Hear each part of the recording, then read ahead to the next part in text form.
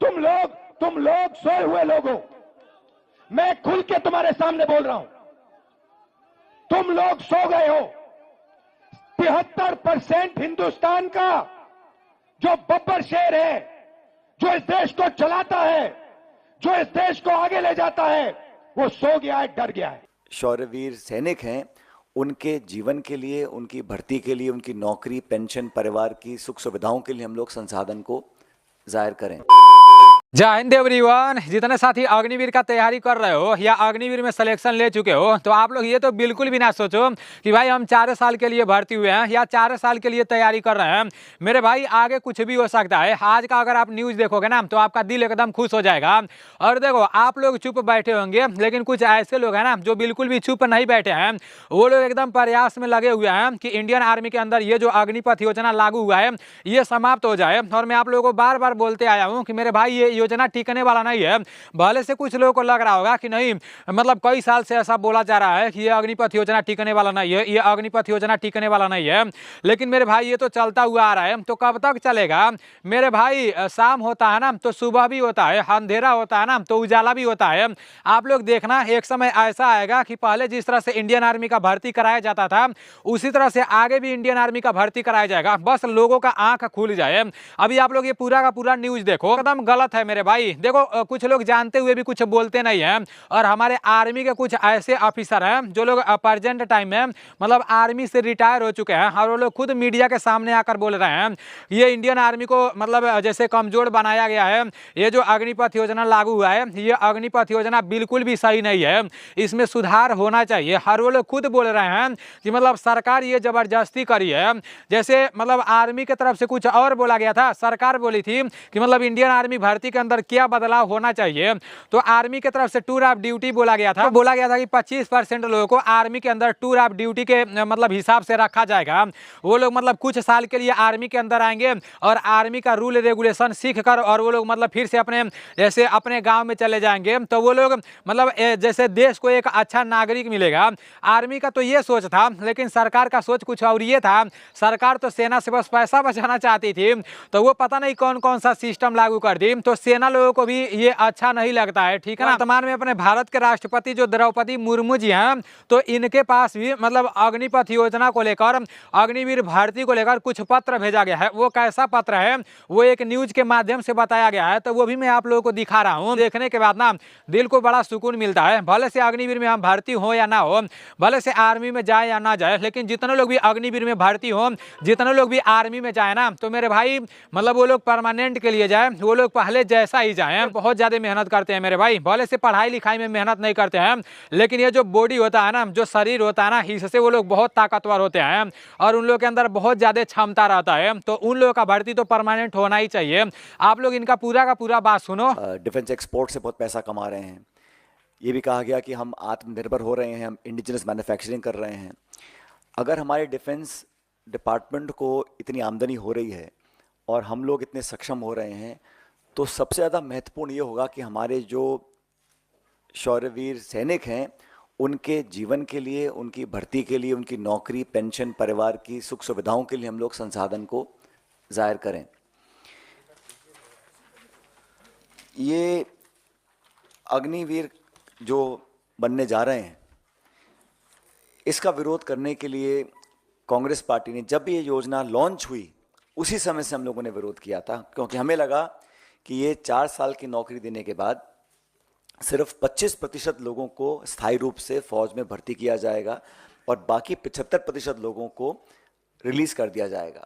अभी कहा जा रहा था कि 10% की पैरामिलिट्री जो है आर्म्ड फोर्सेस CAPF हैं, उसमें उनके लिए आरक्षण दिया गया है। लेकिन जो एक्स सर्विसेजमैन के लिए जो ऑलरेडी रिजर्वेशन है, उसमें सिर्फ 2.49% सरकारी पद भरे गए हैं। जो पूर्व सैनिकों के लिए पद आरक्षित हैं अब तक, उसमें सिर्फ 2.49% पद भरे गए हैं। फिर कहा गया कि अलग अलग स्टेट गवर्नमेंट्स अनाउंस करेंगी कि जो 75% अग्निवीरों को हम छोड़ देंगे वो कहाँ अब्जॉर्ब होंगे। एक आध राज्य ने किया है, बाकी राज्यों ने किया नहीं। बेसिकली जो लोग 4 साल की नौकरी के बाद एक कम उम्र में रिटायर हो जाएंगे, उनके भविष्य का कुछ पता नहीं, उनको पेंशन भी नहीं मिलेगी, उनको ग्रेच्युटी जो 11 लाख रुपए की दी जा रही है उसका भी जो आधा पैसा है उनकी तनख्वाह से कट रहा है। तो कहीं ना कहीं ये कॉस्ट कटिंग के चक्कर में हम लोग अपनी सेना की भर्ती की जो प्रक्रिया है उससे खिलवाड़ कर रहे हैं। 4 साल में किया तो आपको मालूम है कि अब हिंदुस्तान में 2 तरीके के शहीद होंगे। एक, सेना वाला जब शहीद होगा उसे शहीद का दर्जा दिया जाएगा, और दूसरा जो अग्निवीर होगा, जब वो शहीद होगा उसको शहीद का दर्जा नहीं दिया जाएगा, उसकी लाश को परी कर दिया जाएगा और उसको भूल दिया जाएगा। अग्निवीर योजना में जो शहीद होगा उसको ना पेंशन मिलेगी, परिवार को ना पेंशन मिलेगी, ना मदद मिलेगी, कुछ नहीं।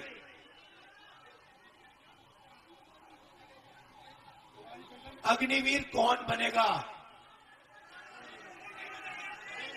मैं आपको बताता हूं। जाएंगे सब अंदर, 4 साल बाद 4 में से 3 को लात मार के बाहर भगा दिया जाएगा। कहा जाएगा तुम्हारी यहां कोई जरूरत नहीं है, और 4 में से 1 बंदा सेना में जाएगा। जो पैसा अग्निवीरों को मिलना चाहिए, सेना का बजट का पैसा, वो कहां जा रहा है? अदानी जी के जेब में जा रहा है। किसी राजनीतिक दल ने मांग करी, मैं सवाल पूछना चाहता हूं, ना घोषणा पत्र में था किसी राजनीतिक दल के, ना इतने वर्षों में मांग आई कि देश की फौज की चयन प्रक्रिया बदली जाए। जिस फौज पे हमें गर्व था, जिस फौज ने बार बार दुश्मन को का शीश झुकाने का काम किया था, हमेशा हमारे झंडे तिरंगे को ऊंचा रखने का काम किया था, उसकी भर्ती प्रक्रिया बदली जाए। हम सरकार से पूछना चाहते हैं, ये ऐसा फैसला आपने क्यों लिया, और इस फैसले के अब दुष्परिणाम देश के सामने आने लगे। पहला दुष्परिणाम, जैसा कि हमने आपत्ति इस पे करी कि 4 साल के बाद बिना पेंशन घर वापस आ जाएगा, तो कहां जाएगा? जिस पर कैलाश विजयवर्गीय जी का बयान आया कि ऐसे नौजवानों को भाजपा कार्यालय के द्वार पे चौकीदार की हम नौकरी देंगे।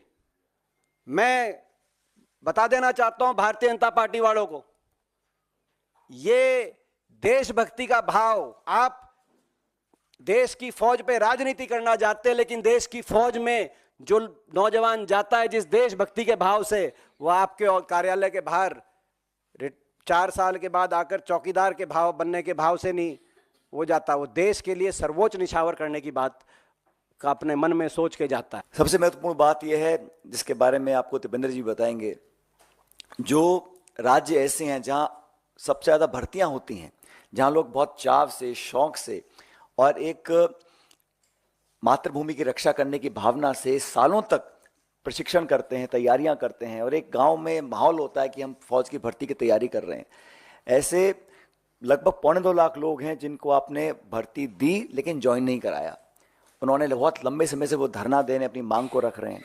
हम लोग कहना चाहते हैं कि अगर ये भारत सरकार G20 पे 4100 करोड़ रुपए खर्च कर सकती है, प्रधानमंत्री के हवाई जहाज के लिए 8400 करोड़ खर्च कर सकती है, सेंट्रल विस्तार प्रोजेक्ट के लिए 20,000 करोड़ खर्च कर सकती है, और इस वर्ष सरकारी इश्तिहारों के लिए 6,500 करोड़ खर्च कर सकते हैं, तो मैं मानता हूं कि हम लोग सिर्फ पैसा बचाने के लिए अपनी भर्ती की पूरी प्रक्रिया से खिलवाड़ करें।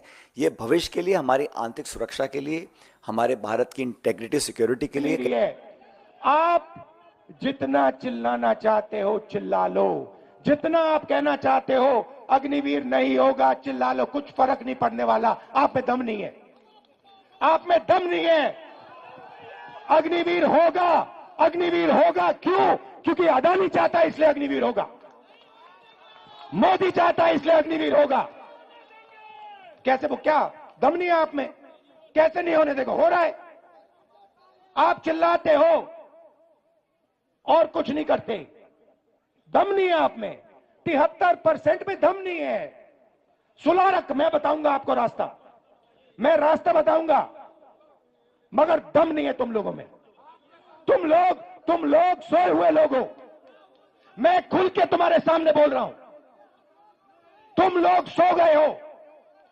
73% हिंदुस्तान का जो बब्बर शेर है, जो इस देश को चलाता है, जो इस देश को आगे ले जाता है, वो सो गया है, डर गया है। ये देश की सच्चाई है।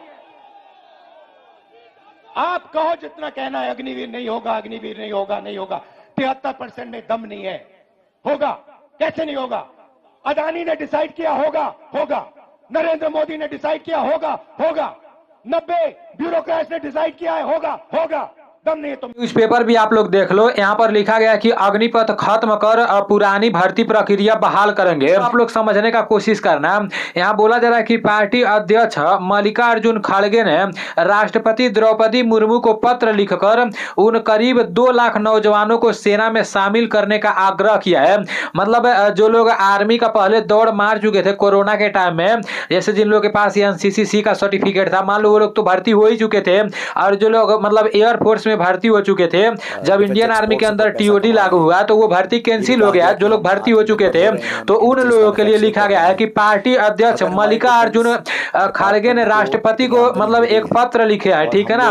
और मतलब अभी उस पत्र का जवाब राष्ट्रपति की तरफ से नहीं मिला है, लेकिन देखते हैं अब राष्ट्रपति की तरफ से मतलब उस पत्र का जवाब क्या मिल रहा है।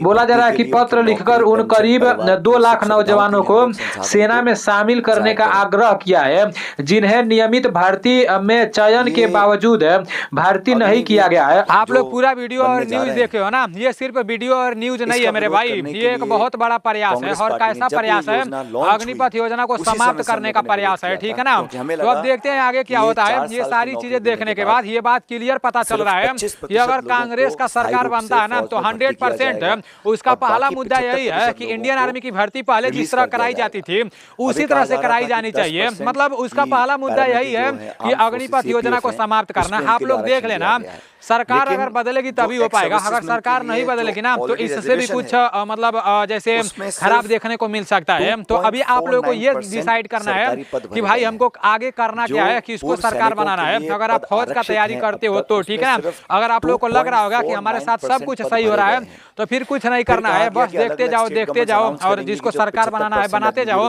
अगर आप लोगों को लग रहा होगा कि नहीं इसमें सुधार होना चाहिए, तो मेरे भाई आप लोग ये सारी चीजों को देखो, ठीक है ना। बस आंख बंद करके बैठे ना रहो। तो देखते हैं अब आगे क्या होता है। मिलते हैं अगले वीडियो में। जय हिंद।